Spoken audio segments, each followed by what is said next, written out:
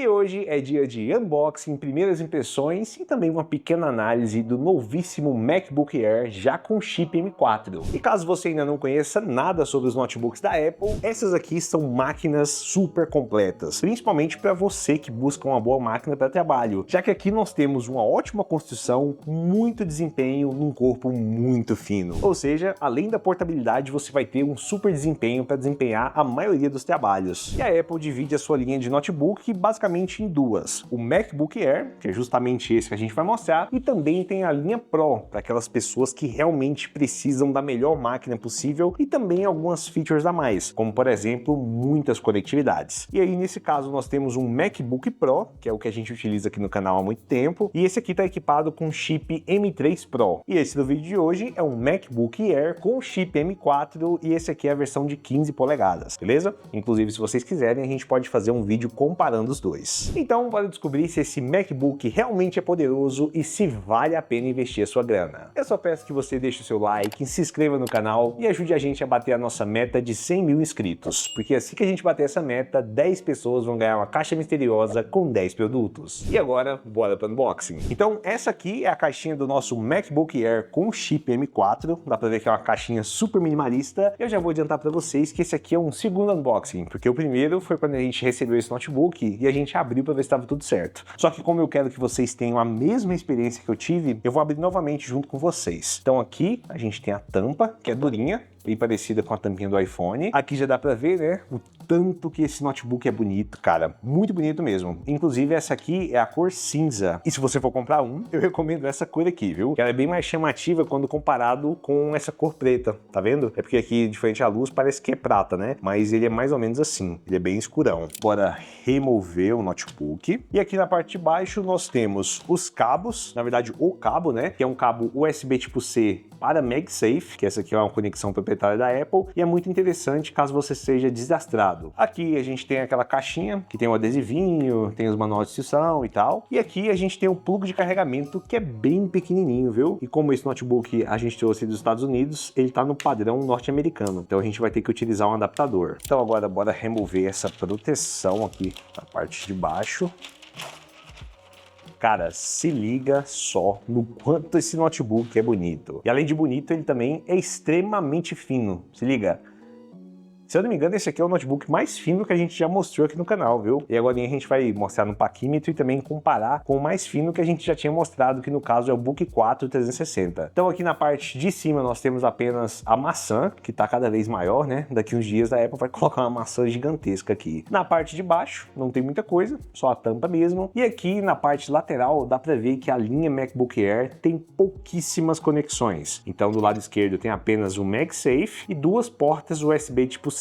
Já do lado direito temos apenas a conexão de áudio. Então se você está pensando em comprar um MacBook Air M4, saiba que você vai precisar de um bom dongle, porque é simplesmente impossível você utilizar um notebook que tem apenas duas portas USB tipo C. Então bora abrir, e aqui na parte de dentro nós temos aquele teclado básico da Apple. Então se você não gosta muito desse tipo de teclado, que é mais compacto e não tem um teclado alfanumérico, talvez seja melhor você utilizar um teclado externo, né? Só que lembrando que esse notebook tem apenas duas portas USB tipo C. E como eu sei que vocês vão pedir recomendação de dongle, aqui no canal a gente utiliza esse aqui da Bezos em todos os MacBooks, que se eu não me engano é o dongle mais completo que você pode comprar hoje em dia para um Mac, porque tem porta USB tipo A, tem porta USB tipo C para dados e carregamento, tem porta de áudio, porta de rede, tem até porta VGA, e fora as conexões, né, de cartão de memória, tanto do tamanho grande quanto do pequeno, já que a linha MacBook Air não tem compatibilidade com cartão de memória. Então você vai precisar de um dongle. Tem também porta HDMI, porta DisplayPort e mais uma porta USB tipo C. Então se você for comprar esse MacBook, você vai precisar de um dongle, beleza? Então voltando aqui para nossa máquina, na parte de design e construção, nós temos basicamente o que a Apple já faz há muito tempo, que é uma construção super premium em alumínio. Inclusive os MacBooks são bem balanceados, né? Se a gente abrir ele aqui com um dedo, mesmo nessa versão Air, que é muito leve, ele não levanta a parte de baixo, tá vendo? Isso aqui é muito legal, cara, que às vezes é um saco você ficar abrindo seu notebook notebook, e aí ele vai e levanta essa parte aqui. Então, na questão de construção, esses notebooks são impecáveis e não tem nenhum tipo de defeito, beleza? E na parte do design, também não tem o que falar, né? A Apple tá fazendo isso aqui há muito tempo, tá dando certo, e provavelmente ela vai continuar fazendo isso aqui por muito mais tempo. E se a gente colocar esse MacBook Air do lado do nosso MacBook Pro, você vai perceber que é tipo um Ctrl+C, Ctrl+V. A única diferença é que o MacBook Pro, ele é muito mais grosso e muito mais robusto, né? Mas olha só, é a mesma coisa. Se eles fossem da mesma cor, ia ser exatamente igual e você nem ia perceber a diferença, tá vendo? A única diferença que dá pra ver é que esse aqui é de 16 polegadas e esse aqui é de 15 polegadas. Mas, quando a gente fecha eles, aí dá pra ver que tem uma diferença gigante, viu? Se liga só, eu vou até colocar aqui na câmera de cima, que eu acho que vai dar pra ver melhor.